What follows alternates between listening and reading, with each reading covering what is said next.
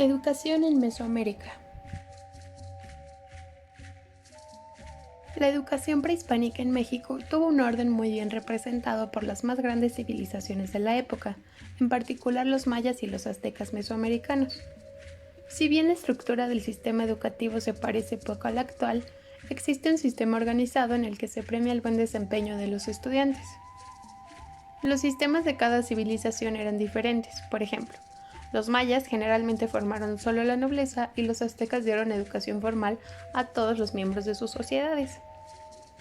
Las civilizaciones mesoamericanas fueron las menos nómadas de la época, debido a la cantidad de recursos naturales que existían en las selvas que habitaban. Esto les permitió sentar las bases de un complejo sistema educativo que las civilizaciones del norte no lograron debido a su nomadismo. La educación prehispánica mexicana se remonta a la llegada de los primeros pueblos a Mesoamérica y culminó con la colonización española, con el establecimiento de los sistemas educativos europeos.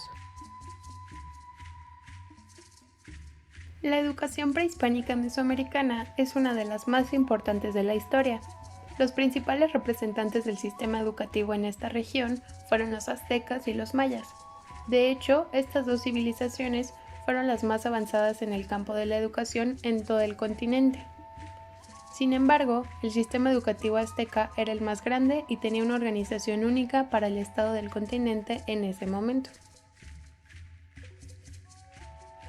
Educación azteca. Los aztecas dividieron la educación de cada alumno según el estrato social al que pertenecían. Los centros de educación para la gente común estaban separados de los de la realeza, y los métodos de cada uno también eran diferentes. Los nobles y la realeza se prepararon como pequeños líderes políticos y militares. Los maestros castigaban severamente a quienes infringían las reglas.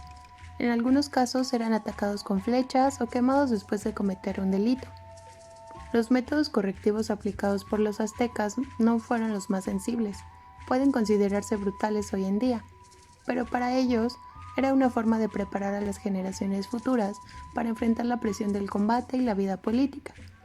El sufrimiento que tuvieron que soportar los castigados les ayudó no solo a corregir sus actitudes, sino a sobrellevar el dolor de las heridas en las guerras. Durante los primeros 14 años de su vida, los niños fueron educados en casa por sus padres. A los 15 años ingresaron al sistema educativo formal. Los jóvenes aztecas, en su mayoría hombres, aprendieron a usar armas y capturar a sus enemigos alrededor de los 15 años. Estas civilizaciones estaban constantemente en guerra con otras tribus, y si fuera necesario, los jóvenes deberían estar preparados para luchar. Los jóvenes también trabajaron duro para fortalecer sus cuerpos y desarrollar una mejor resistencia que les sería útil en las peleas. Además, las niñas aprendieron a trabajar el maíz y a ser útiles en casa.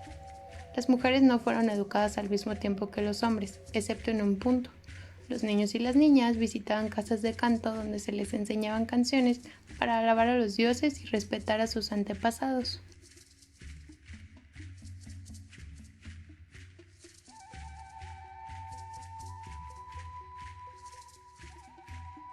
Los aztecas dividieron su sistema educativo en dos tipos de instituciones, el Calmecac y el Telpuchcali. El primero fue un instituto para los hijos de los nobles, mientras que el segundo fue la escuela de las personas sin vínculos con la realeza. La educación azteca no era opcional, y todos los habitantes del imperio debían recibir una educación formal. En esta institución se impartieron conocimientos avanzados a los estudiantes. Como era exclusivo para hijos de nobles, se enseñaba liderazgo, artes militares avanzadas y astronomía. Aquí se formaban futuros maestros, curanderos, sacerdotes o escritores.